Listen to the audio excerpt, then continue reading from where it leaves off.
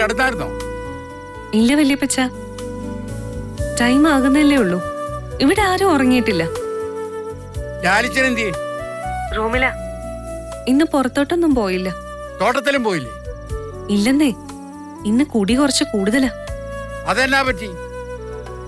ഇന്നിവിടെ ഒരു റീത്താമ്മ ആന്റിയും ടെൽസമോളും വന്നിട്ടുണ്ടായിരുന്നു. ഓ, റീത്താമ്മ. അതെ, എൽസമ്മയുടെ ചേച്ചിയാ. അവൾക്ക് ഒന്നും രണ്ടുമല്ല 7 നാക്കുണ്ട്. ഒരു നാക്ക് അലച്ചു മടുക്കുമ്പോ അടുത്ത നാക്ക് അലയ്ക്കാൻ തുടങ്ങും. ആ ആന്റി വന്ന് പപ്പയോട് വഴക്കിട്ടെന്ന് തോന്നുന്നു. അവള് വഴക്കിടും. വഴക്കില്ലാത്തടത്ത് ചെന്ന് വഴക്ക് ഉരുട്ടിയുണ്ടാക്കി ബോംബിടുന്ന പോലെ ഇടുന്നവളാ. പുള്ളിക്കാരി വന്നു പോയ ശേഷം പപ്പ വല്ലാതെ അപ്സെറ്റ് ആയ പോലെ ആയിരുന്നു. ആയില്ലെങ്കിലേ അതിശയിക്കാനുള്ളൂ. അവളുടെ അടുത്ത് പിടിച്ചു നിൽക്കാൻ ലാലിച്ചിനെ കൊണ്ട് പറ്റത്തില്ല. അവന്റെ അപ്പനായ ഞാൻ നോക്കിയിട്ട് പോലും രക്ഷയില്ല. വെറുതെ അല്ല അവന്റെ കുടി ഇന്ന് കൂടിയത്. അല്ല, പപ്പ എന്തിനാ അവരെ പേടിക്കുന്നത്? പേടിയൊന്നും ഇല്ല അവന്. പക്ഷേ അവൻ ഒരു നാക്കല്ലേ ഉള്ളൂ. കഴുത്തിന് ചുറ്റും നാക്കുള്ള അവളോട് അവൻ എന്നാ ചെയ്യാൻ? വല്യപ്പച്ചന് അവരുമായിട്ട് അടുത്ത് പരിചയമുണ്ടോ? ഉണ്ടോന്നോ? കൊള്ളാം. ഞാനല്ലേ അവളോട് സ്ഥിരം ഫൈറ്റ് ചെയ്തോണ്ടിരുന്നത്. പിന്നെ ആണുങ്ങളാണെങ്കിൽ ചെവിക്കല് നോക്കി ഒന്ന് കൊടുക്കാം. ഇത് അതിനും പറ്റത്തില്ലല്ലോ. റീത്താമ്മ ആന്റിക്ക് എന്താ കാര്യം പപ്പയുടെ അടുത്ത് വന്ന് വഴക്കുണ്ടാക്കാൻ? അവളാ എൽസമ്മയുടെ വക്കാലത്തുകാരി. എൽസമ്മ വാ തുറന്ന ഒരു അക്ഷരം മിണ്ടത്തില്ല. എല്ലാം റീത്തമ്മയെ ഏൽപ്പിച്ചേക്കുവാ. അവൾ അവിടെ വന്ന് എന്നാക്കിയാ ലാലിച്ചനോട് പറഞ്ഞെന്നറിയാവോ? ഇല്ല, ഞാൻ കേട്ടില്ല വല്യപ്പച്ച. മോളെ, നിന്റെ വിഷയമായിരിക്കും. അതല്ലാതെ റീതാമ്മയ്ക്ക് വേറൊന്നും പറയാനില്ലല്ലോ. യാതൊരു പരാതിയും വഴക്കും ഇല്ലാതെ പോയിക്കൊണ്ടിരിക്കുകയായിരുന്നു. റീത്താമാന്റിയുടെ കൂടെയാണോ പപ്പയുടെ വൈഫും മക്കളും താമസിക്കുന്നത്? അതെ. പക്ഷേ വീട് വാങ്ങിച്ചു കൊടുത്തതിൽ ലാലിച്ചനാ. അവള് ചോദിക്കുമ്പോ പൈസ ഇട്ടു കൊടുക്കുന്നത് കൊണ്ട് അവക്ക് പൈസ മതി, വേറൊന്നും വേണ്ട. ഇപ്പോ നീ വന്നതായിരിക്കും അവരുടെ പ്രശ്നം. എന്റെ അടുത്തോട്ടും വന്നു. ഏതാണ്ടൊക്കെ പറഞ്ഞ് ഭീഷണിപ്പെടുത്തിയിട്ട് പോയി. നിന്നോടും വഴക്കിന് വന്നോ? ആരാണെന്ന് എനിക്ക് ആദ്യം മനസ്സിലായില്ല. ആന്റപ്പൻ ചേട്ടനാ പറഞ്ഞു തന്നെ. എന്നെ ഇവിടുന്ന് 90 ദിവസത്തിനകം ഇറക്കി വിടുമെന്ന ഭീഷണി. ഇപ്പൊ പോകുവാണെങ്കിലും പിന്നീട് ആളെയും കൂട്ടി വരുമെന്നും പറഞ്ഞു. ഞാൻ ഇവിടുന്ന് പോവേണ്ടി വരുമായിരിക്കും അല്ലേ വല്യപ്പച്ച? നിന്നെ അവിടുന്ന് ഇറക്കി വിടാൻ ആരെ കൊണ്ടും പറ്റത്തില്ല. ചുമ്മാ ഭീഷണിപ്പെടുത്താവുന്നല്ലാതെ ഒരു കാര്യവും നടക്കാൻ പോകുന്നില്ല. ലാലിച്ചനോടാ അവരുടെ കളി. എന്റെ പേരും പറഞ്ഞ് വലിയ വഴക്കിനൊന്നും പോണ്ടെന്ന് കേണലിനോടൊന്നും പറഞ്ഞേക്കണേ വല്യപ്പച്ച. ഞാൻ ഒറ്റയാ. എന്നെ എങ്ങോട്ട് വേണമെങ്കിലും മാറ്റാവുന്നതേ ഉള്ളൂ. മറുവശത്ത് പപ്പയുടെ സ്വന്തം ഭാര്യയും 3 മക്കളും ഇല്ലേ? അവരെയല്ലേ പപ്പ ചേർത്ത് പിടിക്കേണ്ടത്. അവൻ ചേർത്ത് പിടിച്ചാലും റീത്താമ്മ വന്ന് അടർത്തിക്കൊണ്ട് പോകും. ലാലിച്ചനും കുടുംബവും ഒന്നിച്ചു പോകാൻ ആ സ്ത്രീ സമ്മതിക്കത്തില്ല. അതെന്താ സമ്മതിക്കാത്ത? സ്വന്തം അനുജത്തിയുടെ മക്കളുടെയും ജീവിതമല്ലേ? അതിന്ന് കൈയിട്ട് വാരി അവരും തിന്നുന്നേ. അതാ പ്രശ്നം. വല്യപ്പച്ചൻ പറഞ്ഞത് മനസ്സിലായില്ല. മോളെ, ലാലിച്ചൻ കൊടുക്കുന്ന കാശ് കൈകാര്യം ചെയ്യുന്നത് റീത്താമ്മയാ. അവള് കൊണ്ടു നടക്കുന്ന കാറ് പോലും ലാലിച്ചൻ കാശ് കൊടുത്ത് വാങ്ങിയതാ. ലാലിച്ചനും കുടുംബവും ഒന്നിച്ചു നിന്നാ റീത്താമ്മയുടെ വരുമാനം മുട്ടിപ്പോവും. അതുകൊണ്ടാ അവൾ അതിന് സമ്മതിക്കാത്തത്. ഇപ്പൊ മനസ്സിലായോ? പപ്പ എന്തിനാ അതൊക്കെ സമ്മതിച്ചു കൊടുക്കുന്നേ? എൽസമ്മയ്ക്ക് നിന്റെ പപ്പയുടെ കൂടെ ജീവിക്കുന്നതിനേക്കാൾ ഇഷ്ടം റീത്തമ്മയുടെ കൂടെയാ. ആ പിള്ളേർക്കും അങ്ങനെയാ. ലാലിച്ചിനേക്കാൾ റീത്താമ്മ അവൾക്ക് വലുത്. റീത്താമാന്റിയുടെ കൂടെ വന്ന ടെൽസ എന്ന പേരുള്ള മോൾക്ക് ഇവിടെ നിൽക്കാൻ ഇഷ്ടമാണല്ലോ. അവൾക്ക് എന്നെ ഇഷ്ടപ്പെട്ടു. ഇവിടുന്ന് പോവാൻ മനസ്സിലായിരുന്നു. അതിനെ പിടിച്ചു വലിച്ചാ കൊണ്ടുപോയത്. അതിനെ നോക്കണ്ട. അതിന്റെ മൂത്തത് ടാനിയ എന്ന് പറഞ്ഞൊരു കൊച്ചുണ്ട്. പിന്നെ ഇളയവൻ ടോജോ. അവിടെ അവരെല്ലാം റീത്തമ്മയുടെ സൈഡാ. ഞാൻ മാറിയേക്കാം വല്യപ്പച്ച. അവരെല്ലാരും ഒന്നിക്കട്ടെ. നീ മാറിയാലും അവരൊന്നിക്കില്ല മോളെ. നീ വരുന്നതിന് മുമ്പും അവരൊന്നിച്ചല്ലായിരുന്നല്ലോ. എന്തായാലും പ്രശ്നം വഷളാവുന്ന ലക്ഷണോ? ആ, എല്ലാം ഒന്ന് കലങ്ങി തെളിയട്ടെ, അതാ നല്ലത്. ഇവിടെ തറവാട്ടിലും കുറച്ച് പ്രശ്നങ്ങളൊക്കെ ഉണ്ട്. അവിടെ എന്താ വല്യപ്പച്ച? നീ ലാലിച്ചന്റെ കൂടെ ഉണ്ടെന്നുള്ള വിവരം ഇവിടെ അറിഞ്ഞല്ലോ. എന്റെ മക്കൾക്കാർക്കും അത് അങ്ങോട്ട് പിടിക്കുന്നില്ല. അതിപ്പോ അവര് പറയുന്ന ശരിയാ. ഇതുവരെ ഇല്ലായിരുന്നൊരു മകള് പെട്ടെന്നൊരു ദിവസം വന്ന് ലാലിച്ചന്റെ കൂടെ താമസം തുടങ്ങി. അത് ആർക്കും ദഹിക്കത്തില്ല. ഇവിടുത്തെ കാര്യം ഞാൻ നോക്കിക്കോളാം, അവിടുത്തെ കാര്യം ലാലിച്ചനും നോക്കിക്കോളും. നീ അവിടെ സമാധാനമായിട്ട് ഇരുന്നാ മതി. വരുന്നിടത്ത് വെച്ച് നമുക്ക് കാണാവുന്നേ. നീയേ ഫോൺ വെച്ചിട്ട് പോയി കിടന്നുറയിക്കേ. ശരി വല്യപ്പച്ച, good night. Okay, good night.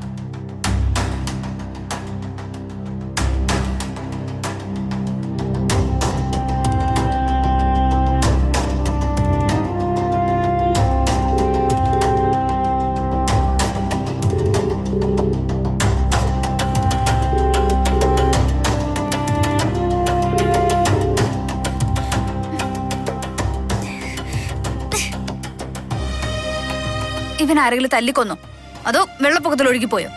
വിളിച്ചാൽ എടുക്കുകയില്ലാത്ത റാസ്കൽ.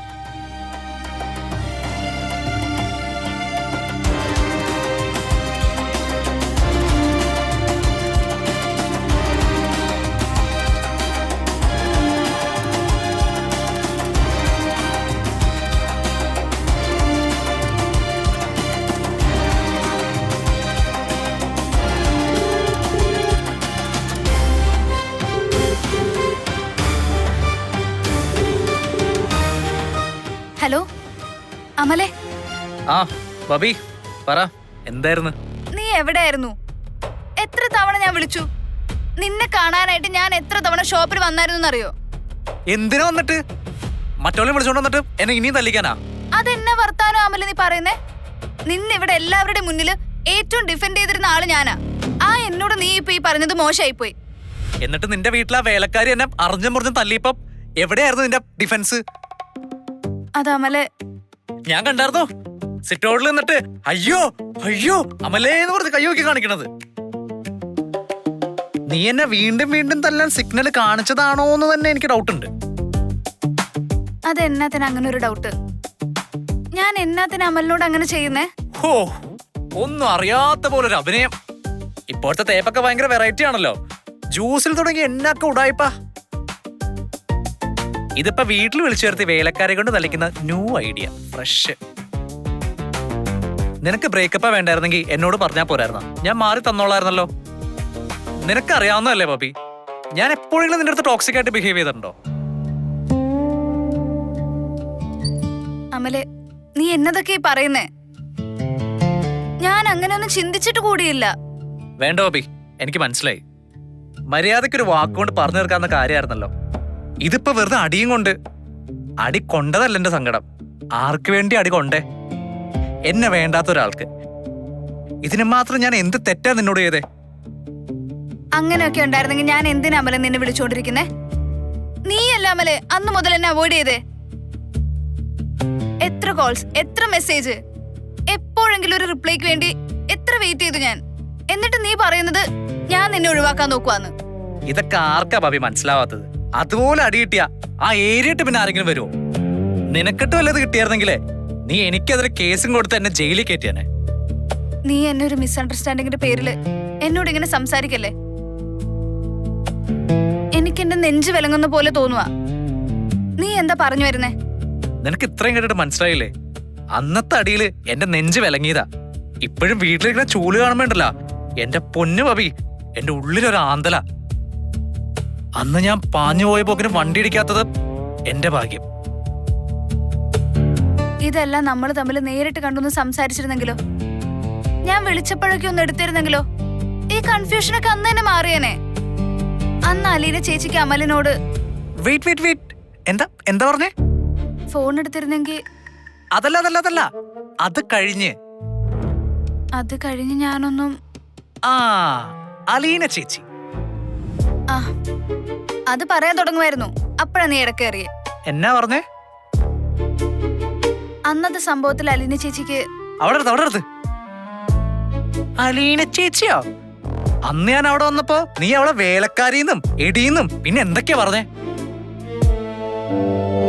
അതിനു മുമ്പ് ആ പെണ്ണിനെ കുറിച്ച് എത്ര മോശമായിട്ടാ നീ എന്റെ അടുത്ത് പറഞ്ഞേ? അതാ അമല ഞാൻ പറഞ്ഞു വരുന്നേ. ഇനി നീ ഒന്നും പറയണ്ട, എനിക്ക് മനസ്സിലായി, എനിക്കെല്ലാം മനസ്സിലായി.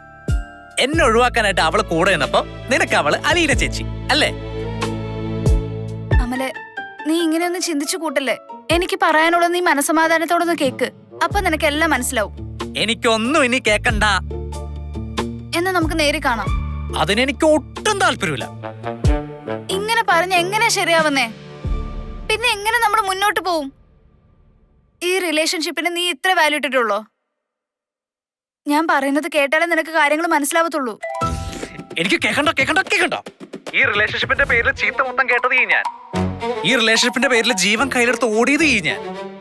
ഇതെല്ലാം കണ്ട് സൂചിച്ച് നിന്ന നീ എന്നോട് റിലേഷൻഷിപ്പിന്റെ വാല്യൂ പറയണം. അരുത് ബബി, അരുത്. അമലെ, ഞാൻ പറയുന്നത് കേക്ക്. നീ ഒന്ന്, ഞാൻ കാല് പിടിക്കാം. ഇനി നേരിട്ട് വന്ന് പിടിക്കണമെങ്കിൽ അതും ചെയ്യാം. അയ്യോ, കാല് പിടിക്കാണെന്ന് പറഞ്ഞ് വിളിച്ചു വരുത്തിയിട്ട് കിറുക്കി അടി തന്ന് വിടാനല്ലേ? എന്റെ പൊന്നു ബബി, ഞാനില്ല മോളെ. ബൈ. അയ്യോ,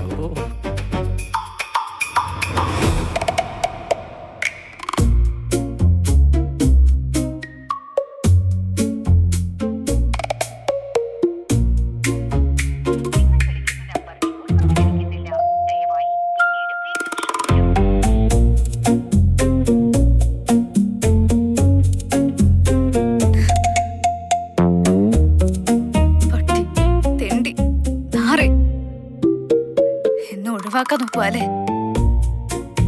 ശരിയാക്കി തരാം. പേടിത്തൂറ്, വെറും പേടിത്തൂറ്.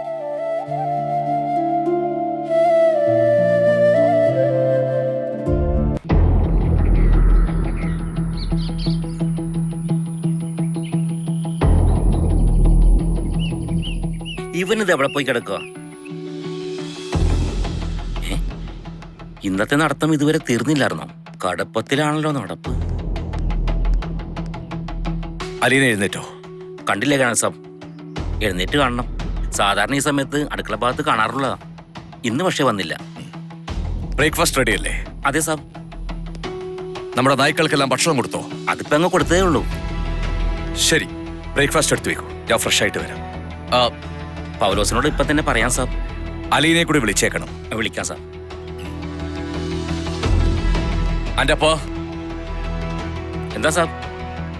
അലീനെ കൊണ്ട് ഇപ്പൊ കിച്ചണിൽ എന്തെങ്കിലും പ്രശ്നമുണ്ടോ? അങ്ങനെ പ്രശ്നമൊന്നുമില്ല കാണാൻ സാബ്. ഇടക്ക് പൗലോസായിട്ട് ഒരു സംസാരം ഉണ്ടായിരുന്നുള്ളൂ. ഇപ്പൊ പ്രശ്നമൊന്നുമില്ലെന്നേ. ശരി, എന്തെങ്കിലും പ്രശ്നമുണ്ടെങ്കിൽ എന്നെ അറിയിച്ചോണം. ഉറപ്പായും കാണാൻ സാബ്.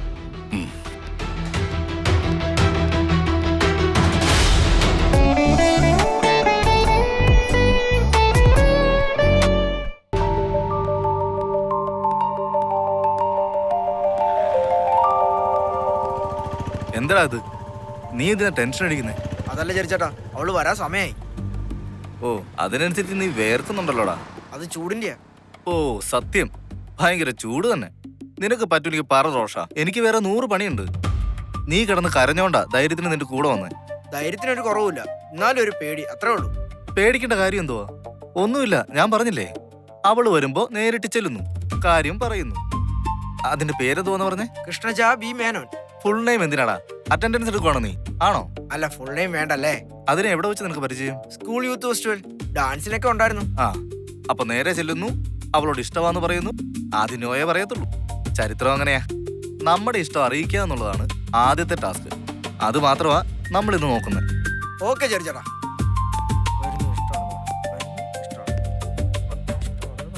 ഓ, ഇത് നടപടിയാകുന്ന കാര്യമൊന്നുമല്ല. എനിക്ക് എന്തിന്റെ കേടായിരുന്നു.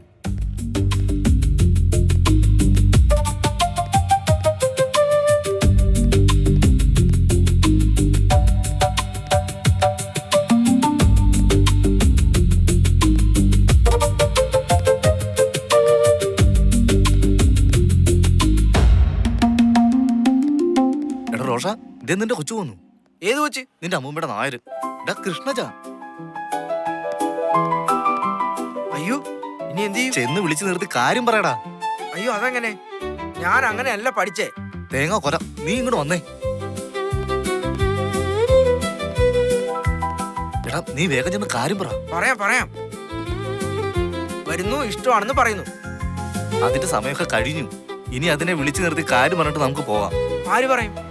ഒരു കാര്യം ചെയ്യാം, ഞാൻ അതിനെ വിളിച്ചു നിർത്തി ഇഷ്ടമാണെന്ന് പറയാം. അയ്യോ, എന്റെ മനസ്സിൽ അങ്ങനെയായിരുന്നു. ജഡ്ജിനും പറയോ? ഒന്ന് പോയടാ ഇറക്കാൻ. ഞാൻ പോവാ, നീ നിന്റെ സൗകര്യം പോലെ ചെയ്യ്. അയ്യോ പോലെ, ഞാൻ പറഞ്ഞോളാം. എന്നാ വേഗം ഒന്ന് പറ. മാങ്ങാത്തറിയോ? Yes, of course. ഇപ്പൊ ശരിയാക്കി തരാം. കൊച്ചേ, ഇവനെന്താ പറയാനുണ്ടെന്ന് ചെന്ന് പറ. ഞാനെന്ത് പറയാ? നാണം കെടുത്തില്ല നീ. ആ കൊച്ചോടെ നിക്കുന്നടാ, ഒന്ന് പോയി പറ. നമുക്ക് വേറൊരു ദിവസം വരാം. രണ്ടിത്തരം കാണിക്കില്ല കേട്ടോ. എന്താ വിളിച്ചേ? എന്താ റോഷ കാര്യം? എന്തെങ്കിലും അത്യാവശ്യമാണോ? അത് പിന്നെ കൊച്ചേ, എന്താന്ന് വെച്ചാലേ, ചേട്ടാ, എന്റെ പേര് കൃഷ്ണജ ബി മേനോൻ എന്നാ. അങ്ങനെ വിളിക്കാം. ഓ കൃഷ്ണജ ബി മേനോൻ. ഈ റോഷനെ റോഷൻ എന്നാ പറയാനുള്ളതെന്ന് റോഷൻ പറയും. റോഷൻ എന്തെങ്കിലും പറയാനുണ്ടോ?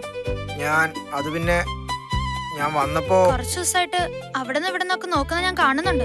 റോഷന്റെ പ്രശ്നം എന്തുവാ? ജെറിച്ചേട്ടൻ പറയാൻ പറഞ്ഞു, ഞാൻ പറഞ്ഞു. കണ്ട ആരെങ്കിലും എന്തെങ്കിലും പറഞ്ഞു എന്ന് പറഞ്ഞ് റോഷന് വേറെ പണിയൊന്നുമില്ലേ? ചുമ്മാ ഇതുപോലത്തെ ചേട്ടന്മാർ ഓരോന്ന് പറയുന്നതും കേട്ട് വല്ലത്തും ചെയ്താ പഠിപ്പ് നിർത്തി വീട്ടിലിരിക്കേണ്ടി വരും. ഈ ചേട്ടൻ പറഞ്ഞിട്ട് പ്രപ്പോസ് ചെയ്യാൻ വന്നതായിരിക്കും അല്ലേ? അതെ, ചേട്ടൻ പറഞ്ഞു, അതുകൊണ്ടാ. ഒന്നുമില്ലേലും ചേട്ടന്റെ അനിയനെ ചേട്ടൻ ഇങ്ങനെയാണോ പറഞ്ഞു കൊടുക്കണ്ടേ? മോശം.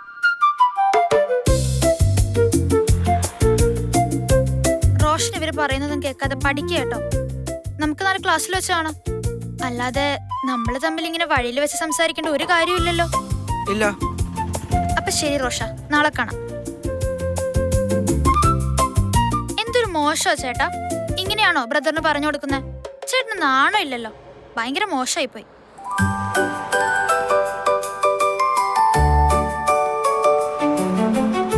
എന്നെ കേൾപ്പിച്ചപ്പോ മതിയായാലോ നിനക്ക്, ഇല്ലേ?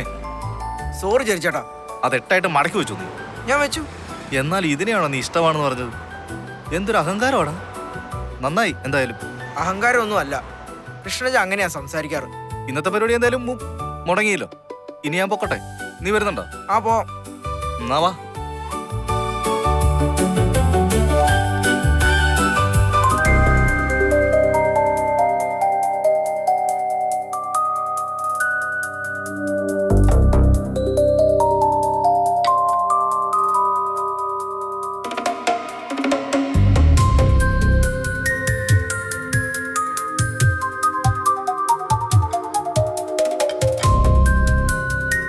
അലീനയെ വിളിച്ചില്ലേ?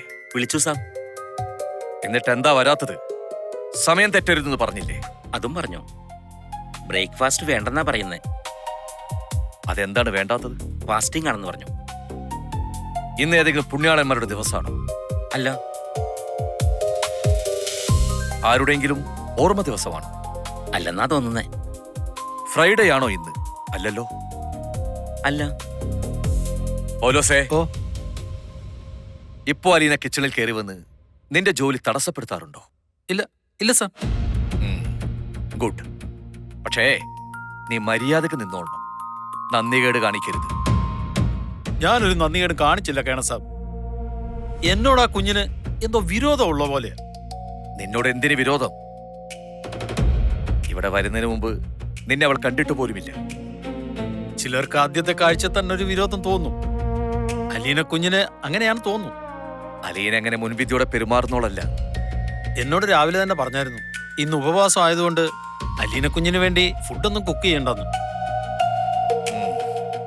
ഓക്കെ, അപ്പോൾ അവൾ മുൻകൂട്ടി തീരുമാനിച്ചുറപ്പിച്ചതായിരിക്കും.